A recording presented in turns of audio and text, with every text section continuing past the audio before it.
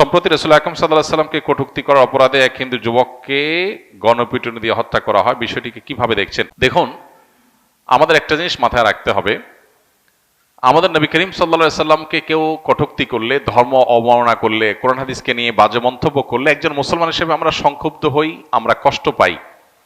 এই কষ্ট পাওয়া থেকে অনেক সময় আমরা সংক্ষুব্ধ হয়ে নিজেরা ওই ব্যক্তির উপর চড়াও হই, অথবা আমাদের কাছে কেউ জানিয়েছে, কোনোভাবে কোনো মাধ্যমে আমরা জানতে পেরেছি একটা লোক কটূক্তি করেছে।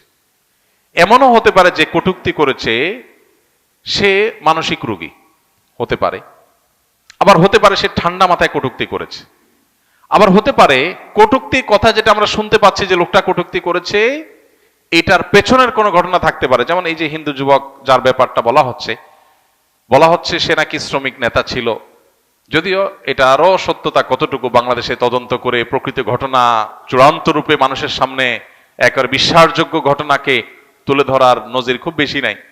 প্রত্যেক ঘটনার পেছনে ঘটনা থাকে, নানান নাটক কাহিনী থাকে।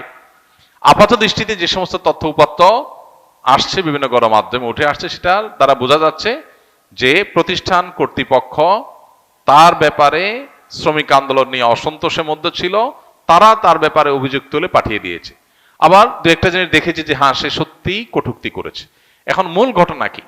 তাকে কি প্ল্যান মাফিক এখানে পার্থিব স্বার্থ হাসিল করার জন্য ধর্মের কোন একটা ইস্যুকে আনা হয়েছে, নাকি আসলেই সে এরকম কোন জঘন্য কাজ করেছে? বিষয়টা তো তদন্ত সাপেক্ষ বিষয়।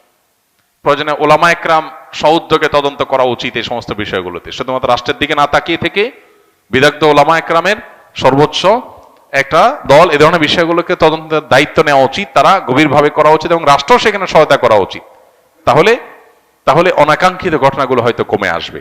এই ধরনের ইস্যুগুলো যখন আসে তখন আমাদের প্রত্যেকটা মানুষের উচিত যে আমার সংক্ষুব্ধ হওয়ার পাশাপাশি ঘটনার পেছনে কোনো ঘটনা আছে কিনা সেটা খুঁজে বের করা পর্যন্ত অপেক্ষা করা।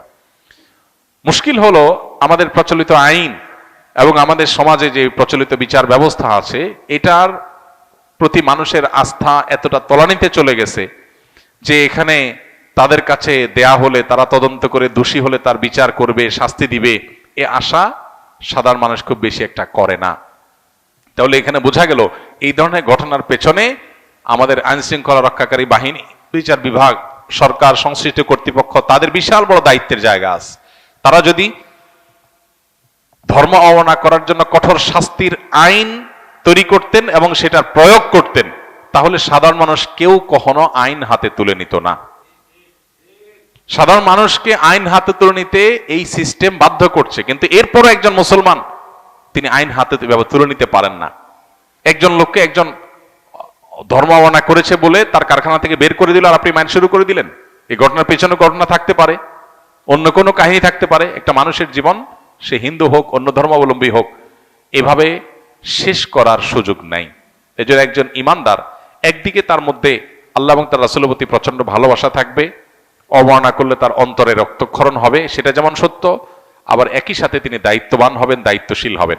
সাহাবীদের অনেকে নবী করিম সাল্লাল্লাহু আলাইহি ওয়াসাল্লামের সামনে বলেছেন, হে আল্লাহর রাসূল, অমুকে অমুক কথা বলার কারণে, এই কাজ করার কারণে তার মৃত্যুদণ্ড পাওয়ার উপযুক্ত হয়ে গেছে, আপনি আমাকে অনুমতি দেন তার গর্দান উড়াই দেই। এরকম কথা বিভিন্ন হাদিসে আছে।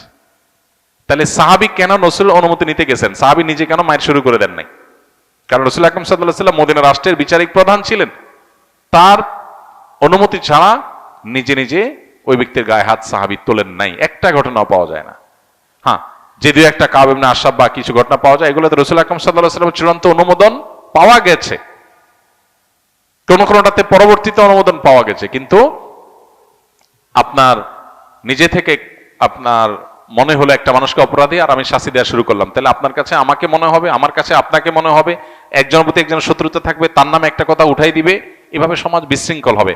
একটা বিশৃঙ্খল সমাজ কখনো একজন মুসলমানের কাছে কাম্য হতে পারে না। এই জন্য আমরা এই সমস্ত ক্ষেত্রে সহনশীলতার পরিচয় দিব, একই সাথে প্রচলিত সিস্টেমকে আমরা চ্যালেঞ্জ করব। কেন প্রচলিত সিস্টেম মুসলমানদের বা যে কোনো ধর্মের মানুষদের সংক্ষুব্ধ করার পথ খোলা রাখছে, অথচ কঠোর শাস্তির কোনো আইন করে নাই, প্রয়োগের কোনো ব্যবস্থা রাখে নাই?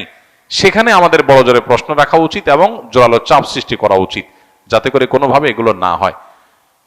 গোটা পৃথিবীর সব দেশে, উন্নত দেশগুলোতে পর্যন্ত ফাইটিং ওয়ার্ড নামে একটা সব জিনিস আছে, যে আপনি কোনো কথা বলে কাউকে সংক্ষুব্ধ করলেন, তারপর সে আপনাকে আঘাত করলো, আপনি কিছুই করেন না, শুধু একটা কথা বলেছেন, আপনার কথার কারণে সে সংক্ষুব্ধ হয়ে যে আঘাত করেছে, এর জন্য আপনার দায় আছে। কেন আপনি ওই কথা বলে তাকে সংক্ষুব্ধ করলেন? তো একজন মানুষ আমার রসুলকে গালি দিবে, মুসলমান হিসাবে আমার শরীরে রক্ত গরম হবে, এটা স্বাভাবিক। অতএব সে কেন গালি দিয়েছে তাকে দোষী না বানিয়ে শুধুমাত্র যে আঘাত করেছে তাকেই সবসময় দোষী বানানো, এটা এক ধরনের বৈষম্য। অতএব ধর্ম অবমাননার এই অপরাধকে সর্বোচ্চ অপরাধ ধরে তার বিরুদ্ধে কঠোর আইন এবং সেটার প্রয়োগ, এটা যদি হয়, আমার ধারণা এই ধরনের অনাকাঙ্ক্ষিত ঘটনাগুলো কমে যাবে ইনশাআল্লাহ। আল্লাহ তাআলা আমাদেরকে তৌফিক দান করুন। এমন কোন দোয়া আছে কিনা যা পড়ে সন্তানের মাথায় ফু দিলে জ্ঞান বুদ্ধি বৃদ্ধি পাবে? সন্তানের জ্ঞান বুদ্ধি বৃদ্ধি পাওয়ার জন্য প্রথমত বাবা মা আল্লাহ সুবহানাহু ওয়া তাআলার কাছেই তাদের জন্য দোয়া করবে আর তাদেরকে দোয়া শিখাবে। নবী করিম সাল্লাল্লাহু আলাইহি সাল্লাম প্রতিদিন সকালে এবং সন্ধ্যায় দোয়া পড়তেন, বিভিন্ন রকমের দোয়া পড়তেন। সকালে একটা দোয়া তিনি পড়তেন, আল্লাহুম্মা ইন্নী আসআলুকা ইলমান নাফিআ, আল্লাহ আপনার কাছে উপকারী জ্ঞান চাই, উপকারী জ্ঞান চাই। উপকারী জ্ঞান বুদ্ধি যেন আমাদের বাড়ে, সেই জন্য আমরা প্রত্যেকে যার যার জন্য দোয়া করব। বাচ্চাকে দোয়া শিখাই দেন, আপনি দোয়া পড়ে ফু না দিয়ে বাচ্চাকে শিখান তুমি আল্লাহর কাছে উপকারী জ্ঞান চাও, আল্লাহ তাকে উপকারী জ্ঞান দেবে ইনশাআল্লাহ। তাছাড়া উপকারী জ্ঞানের পথে যে সমস্ত অন্তরায় আছে, মোবাইল ফোনের নেশা, তারপরে সোশ্যাল মিডিয়ার আসক্তি, টেলিভিশন সহ বিভিন্ন রকমের ডোপামিনের যে আসক্তি আমাদের শিশুদেরকে ধ্বংসের দ্বারপ্রান্তে নিয়ে যাচ্ছে, সেখান থেকে শিশুকে আপনি রক্ষা করেন, শিশুর মেধা নষ্ট হওয়ার পথগুলো থেকে রক্ষা করেন, ইনশাআল্লাহ অটোমেটিক সে মেধাবী হবে, সে বুদ্ধিমান হবে। এবং আল্লাহ তাআলার কাছে দোয়া যখন করবো, ইনশাআল্লাহ শিশুকে আল্লাহ তাআলা তার জীবনে, তার জ্ঞানে, গুণে এবং সবকিছুতে বারাকা দান করবেন। এরপরের প্রশ্ন হলো, আমি এক স্থানে আসরের ফরজ সালাত জামাতে পড়তে গেলে প্রথম রাকাত সূরা ফাতিহার পরে সূরা মিলানোর আগেই রুকুতে চলে যায়, এমত অবস্থায় করণীয় কি? জামাতে ফরজ নামাজ যখন পড়বেন, ইমাম আস্তে যখন সূরা পড়েন তখন তার পিছনে সূরা ফাতিহা পড়বেন কিনা, উলামা ইকরামের ইখতিলাফ আছে। ফুকাহা হানাফির মতে পড়বেন না, ইমামেরটাই যথেষ্ট, অন্য অনেক ইমামের মতে পড়বেন। এখন অন্যান্য ইমামদের, বিশেষ করে অনেক ইমামদের মতে নীরবে কেরাত হলে আপনি শুনতে পান না তখন পড়বেন, সরবে কেরাত হলে মাগরিবে ফজরে আপনি শুনবেন। দুই তিনটা বড় বড় মাশহুর মত আছে, প্রসিদ্ধ মত আছে। এর মধ্যে আপনি যদি এই মত অনুযায়ী আমল করেন, যেটা আপনি বলেছেন যে আপনি সূরা পড়েন, তো সূরা ফাতিহা শেষে আপনি রুকুতে চলে যাবেন, আলাদা সূরা মেলানোর জন্য দাঁড়িয়ে অপেক্ষা করবেন না। রুকুতে ইমাম সাহেব যদি চলে যায় আপনি দেরি করবেন। আর যদি আপনি সামান্য অল্প একটু বাকি থাকে, এক আয়াত বাকি থাকে, দুই আয়াত বাকি থাকে, পড়ে আপনি চলে যেতে পারেন, ইমামকে রুকুতে পাবেন, তাহলে সেটা করতে পারেন। কিন্তু খুব বেশি বিলম্ব যদি করেন যে ইমাম উঠে যায় রুকু থেকে, তাহলে সেটা জায়েজ হবে না।